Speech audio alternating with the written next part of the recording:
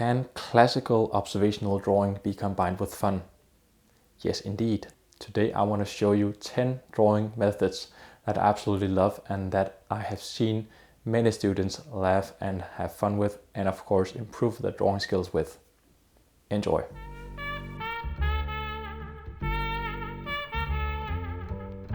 The materials I recommend using for the drills are plenty of A4 sketching paper, a pencil, a couple of dry pastels. I like to use different colors.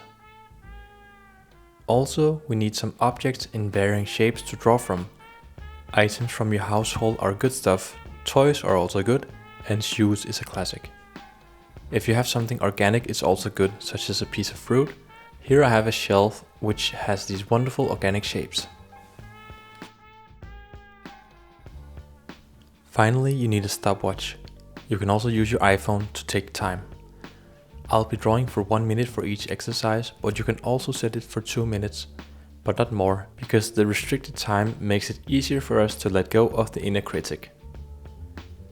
We're ready for the first exercise. 1. Modified blind contour drawing. I'm going to start to draw the shoe. When you do modified blind contour drawing, you'll look mostly at the object you draw. Only once in a while you can look at the drawing just to see where you're at or to move to a different part of the thing you're drawing. If you want to know more about the method, check out the link in the corner or check out blind contour drawing.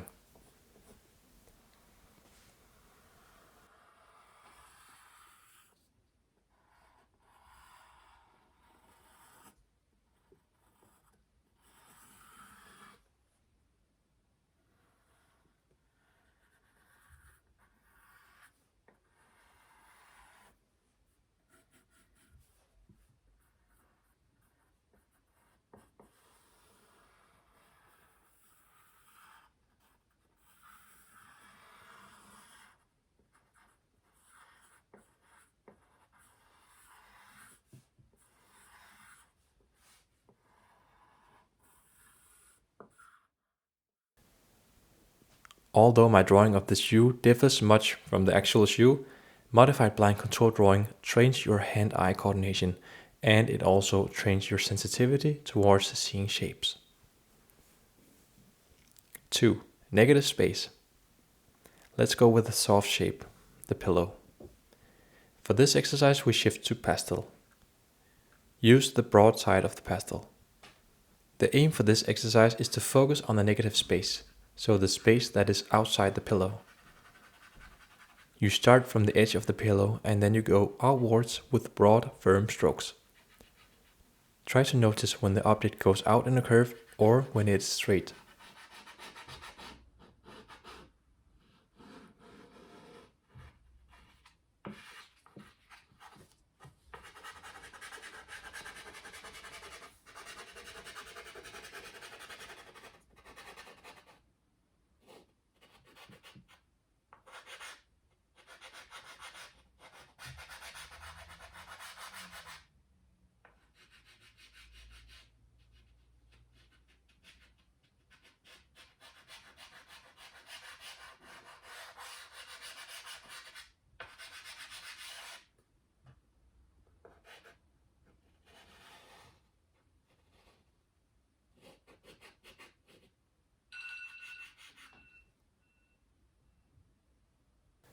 Much like modified blind contour drawing, this method helps you become sensitive towards the shape you draw.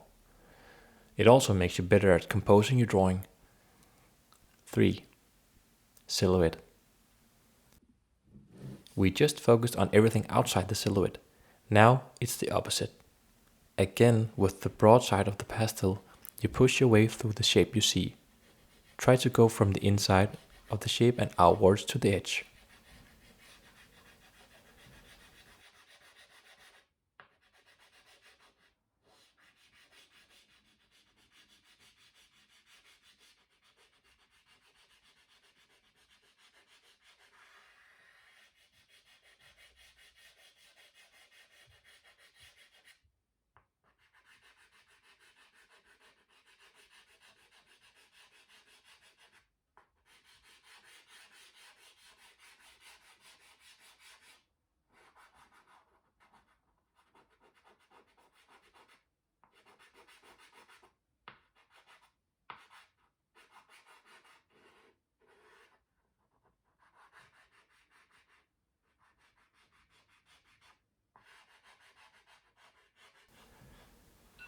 Drawing the silhouette makes us aware of volume, how an object is positioned in space, and therefore it is excellent for building up your skills in showing three-dimensionality in drawing. 4. Silhouette plus contour. No silhouette without a solid contour. As I switch to another tool that I do not know the name of, I also align myself with another pastel in a different color. I'll be using one color for the silhouette and one color for the contour.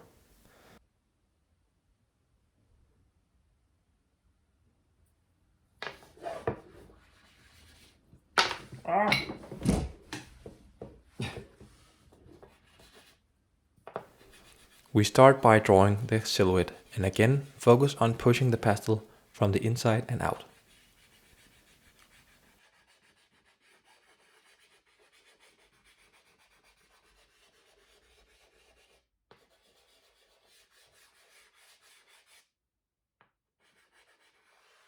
Next, you do the contour line. You might experience that your contour line is not completely aligned with your silhouette, and that is totally fine. This means that you are in the drawing zone.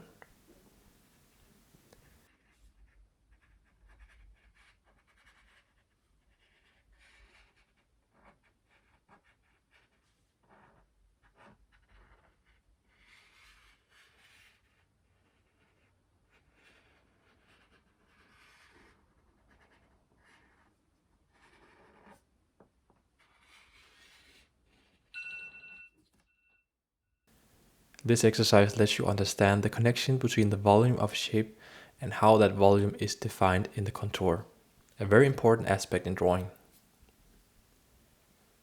5. Only straight lines allowed. This frog has a lot of intricate shapes built in it, but we can make it a lot easier for ourselves with this drawing approach. Here we are only allowed to create straight lines. You start anywhere and then you build up the figure. So every time you meet a curve, for instance, you have to break it up in straight lines.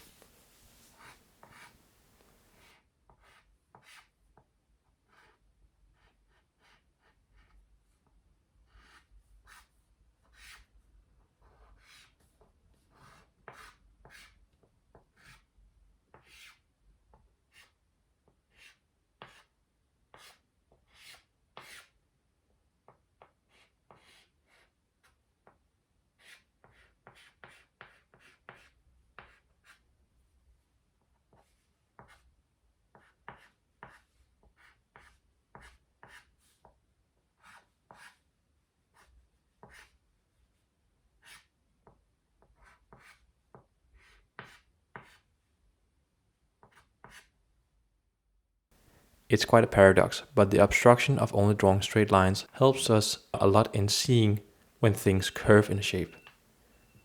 The simplification in fact makes a stronger drawing, as many things around us in the real world are more straight than we tend to think. 6. Horizontal lines. For this method, I go back to the shoe. Also, I switch to pencil, as it's a bit finer line work that we go into for this one. The focus now is a bit like the silhouette drawing, but instead of a broad pastel drag, you use the pencil to hatch the silhouette, only going in one direction.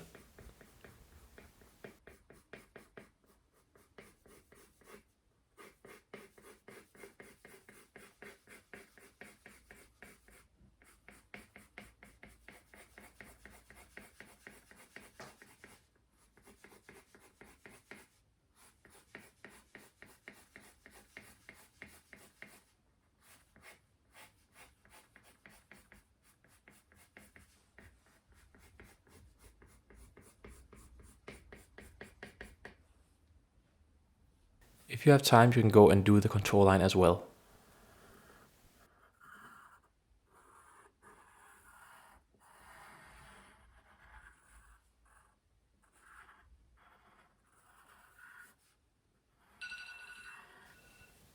Naturally, you get the same benefit here as you did from the silhouette method. But what we have actually started here is hatching. This is the first step into cross-hatching. where you add hatchings in other direction on top of your first layer of hatchings. If you'd like to know more about hatching, check out my 2 videos on the subject. 7. Resting or climbing. I shift the shoe for a tool and we continue a bit with the hatching with the pencil. I set the timer for this one for 2 minutes because it demands a bit more time. Now you're allowed to go both horizontally or vertical in your strokes when you illustrate the shape of the thing you draw. The slogan you want to have in the back of the mind is, are you resting or are you climbing? This means that every time you get to a surface or a plane of the object, what way do you feel like going? Do you feel like going up with vertical strokes, climb? Or rather lay down with horizontal strokes, rest?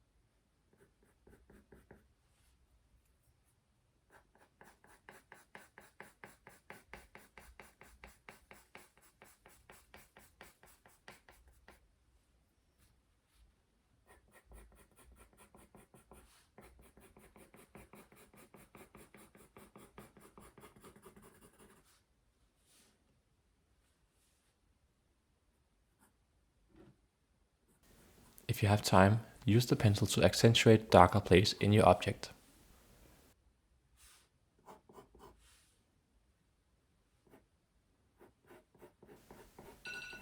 If you're still with me, you can be proud, because now you have dealt with the challenge of showing volume of an object with hatching technique. Of course, this method can be expanded to going into all directions with the pencil. But warning, the method is highly addictive. 8. Gesture drawing. I want to capture the character of Mr. Toad again, but this time in a very different way. Gesture drawing is much about the first few seconds you draw. Here you capture the essence of the movement of the object.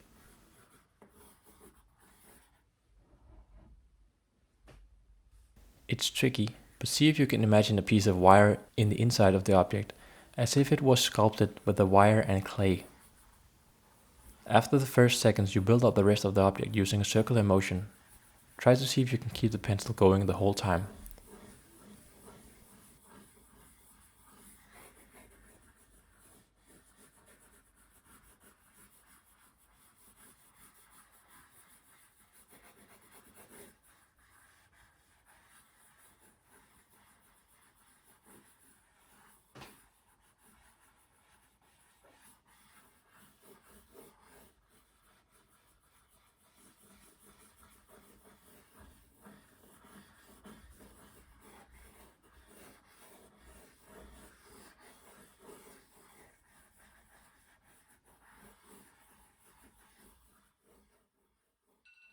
I cannot stress enough how good this approach is for your understanding of volume. It's no coincidence because it was invented by the Hungarian sculptor Kimon Nicolaides. Once you become friends with the approach, it will not let you down. 9. Continuous line. Let's let loose a bit for the second last method. For this one I go with the organic shell. Once the clock starts ticking, your pencil will have to move till the minute's gone. It should be a continuous line, so whenever there's a new direction of another surface popping up, you tie a knot with the pencil and move on.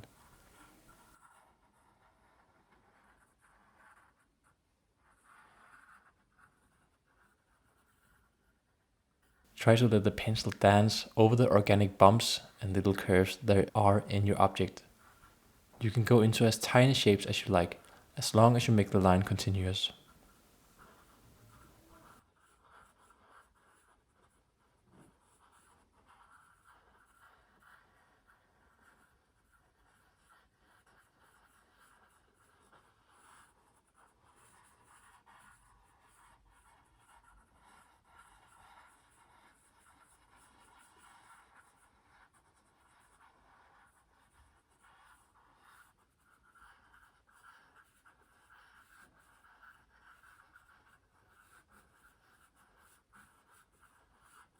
When we draw this way, being on the paper all the time, we get a really good feel of how the pencil moves about on the paper. It's hand-eye coordination and a boost to your confidence in line work all in one. And I bet you feel like you're having an artwork in your hands after this one. 10. Draw with two hands. Your brain might be head over heels from all the approaches we've been through so far, but wait till it tries out this way of drawing. You choose two pastels, one for each hand. And what can I say about the approach? It's pretty much up to you. I've seen many different approaches through my time as a teacher, and as you can see from my approach, there is no visible system. I just try to draw with both hands simultaneously. So maybe one hand does the contour line, the other hand does gesture drawing, or maybe two, or maybe both hands do the contour line, or one hand goes one direction and the other hand goes another direction. It's really up to you.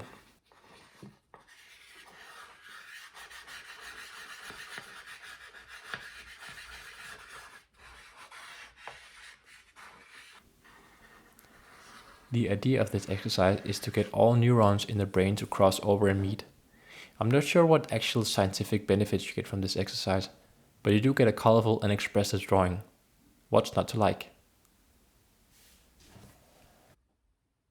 Thank you for watching. Let me know in the comment section which of these drawing methods did you like the most and why. If you want to help me support my work here as a YouTuber and illustrator, check out the other videos that I've made and remember to hit the subscription button. Till next time folks, have fun drawing.